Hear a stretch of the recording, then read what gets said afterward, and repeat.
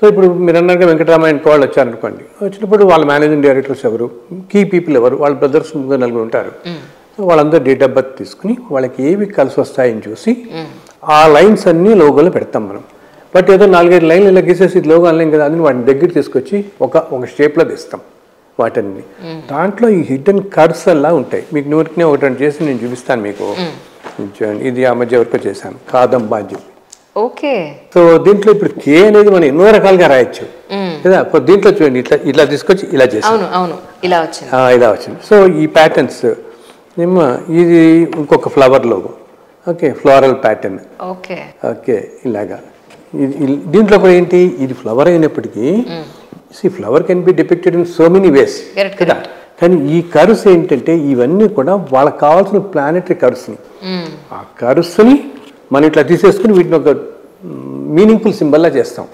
చూడడానికి చక్కగా ఫ్లవర్లా ఉంటుంది, but hidden are all those curves in it.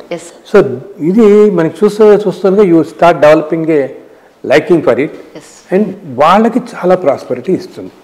ఇప్పుడు వాళ్ళకి ఈ మధ్య నేను ఇంకొకటి చేశాను, మీకు చూపిస్తాను ఒక లోగో. మనకి వైజాగ్లో గీతం యూనివర్సిటీ అందరికీ తెలుసు కదా. ఓకే, సో వాళ్ళు 3-4 నెలల క్రితం ఒక టెక్నాలజీ ఎనేబులింగ్ సెంటర్ అని పెట్టారు దాంట్లో. ఓకే, ఇంకా విచిత్రం ఏంటంటే తల్లి, నేను లోగోలు చేసిన వాళ్ళల్లో ఇప్పటికి ఒక 5-6 వేల కంపెనీలు చేసి ఉంటాను. ఓకే, ఇక్కడ నుంచి 6,000 కంపెనీస్ చేసి ఉంటాను, 5,000-6,000 అనుకుంటా, మోర్ దెన్ దట్. సో ఇక్కడ నుంచి మన రాష్ట్రం, మన దేశం, అన్ని దేశాల్లో ఉన్నారు. అండ్ సగం మందిని అసలు నేను చూడలేదు. వాళ్ళు ఫోన్ చేసి, అంటే ఇప్పుడంటే ఈ కింద సంవత్సరం నుంచి యూట్యూబ్లో వీడియోలో ఇంత బయటకు, కానీ ఇంతకుముందు only by word of mouth కదా.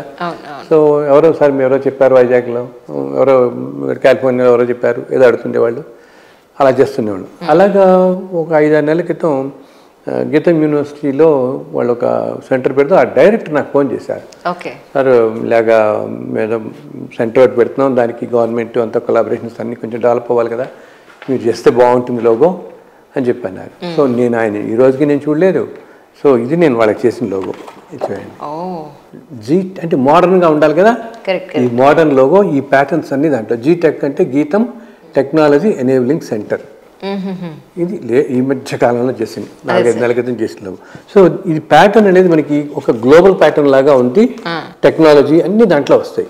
సో ఈ కలర్స్, కర్వ్స్ ఇవన్నీ కూడా దానికి సూట్ అయ్యేలాగా, మనం ఆర్గనైజేషన్కి సూట్ అయ్యేలాగా చేసింది అన్నమాట. ఇట్లా ప్రతి దాని వెనకాల ఎంతో స్టడీ ఉంటుంది చేసేటప్పుడు. అప్పుడు ఏంటంటే అవి కలకాలం నిలబడతాయి.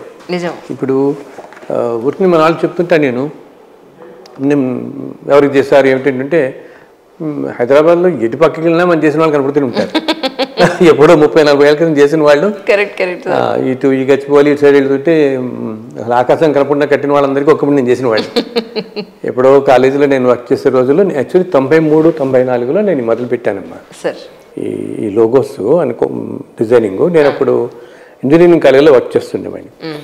ఓకే, సో ఏదో అట్లాగా ఏదో పూర్వజన్మ సుఖతో ఆ టైం రావాలనుకుంటాం కదా, అలా వచ్చినప్పుడు నాకు ఎందుకు అనిపిస్తుంది, ఈ గ్రాఫిక్స్ ఇంత పాపులర్ అవుతాయి ఇవన్నీ కదా, వాటిలో కొంచెం పవర్ పెట్టి కనుక మనం లోగోస్ చేస్తే ఈ ఆర్గనైజేషన్స్ ప్రాస్పెరిటీ బాగా వస్తుంది కదా అని 2-3 ఏళ్ళు స్టడీ చేసి బాగా దాని ముందు మాకు తెలిసిన ఫ్రెండ్స్కి వాళ్ళకి చెప్పేవాడిని, బాబు ఇట్లా కాదు, నువ్వు ఈ పేరు మార్చు, ఈ లోగో మార్చని.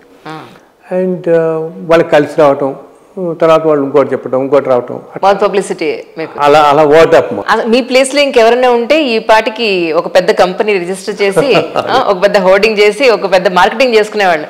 మీరేంటంటే అసలు మీ వర్క్స్ మీరే చూపించుకోనంత ఉండిపోయారు, అక్కడే ఉండిపోయారు. అలాగే ఎందుకు మన వాళ్ళు అంటే ఈ లోగోలు చేసి కొంతమంది అభిమానంగా ఉండేవాళ్ళు, ఇటు సైడ్ వాళ్ళు, సార్ ఎందుకు సార్ మీరు అక్కడెక్కడో మోతీనగర్లో అపార్ట్మెంట్లో ఉంటారు, ఈ బిల్డింగ్ మందే కదా, అవి ఇక్కడ ఆఫీస్ పెట్టండి ఒక ఫ్లోర్లో అంటారు. ఇంత ప్రశాంతంగా ఉండగలుగుతాను ఆయన అప్పుడు నేను అనుకుంటాను. సో అట్లా 93-94 90 ఆ టైంలో నేను 93-94 ఆ టైంలో మొదలుపెట్టాను.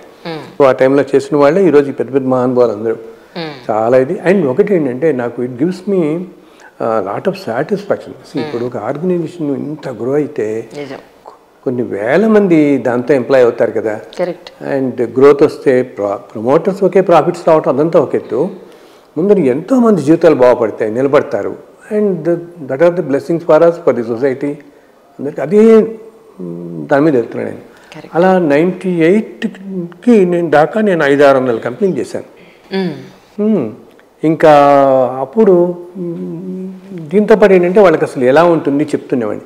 సపోజ్ ఇప్పుడు మీరు స్టార్ట్ చేస్తున్నారు, 4 ఏళ్ళకి ఇంకెక్కడ ఉంటారు, ఓకే 5 ఏళ్ళకి ఎక్కడ ఉంటారు అట్లా. సో అదేవిధంగా వాళ్ళు గ్రో అవటం, ఇంకా అదే నమ్మకంతో నెక్స్ట్ ఏదైనా కంపెనీ పెడితే నా దగ్గరికి వచ్చి, సార్ మీరు చెప్పారు బాగుంది, మేము ఇప్పుడు ఇలా పెడుతున్నాం, మీరు అన్నట్టే సింగపూర్లో పెడుతున్నాం, లేదా మిడిల్ ఈస్ట్లో పెడుతున్నాం, యూఎస్లో పెడుతున్నాం, యూకేలో పెడుతున్నాం, మీరేమండి సార్ అంటుండేవాళ్ళు, ఏదో చేసిస్తుండేవాడిని.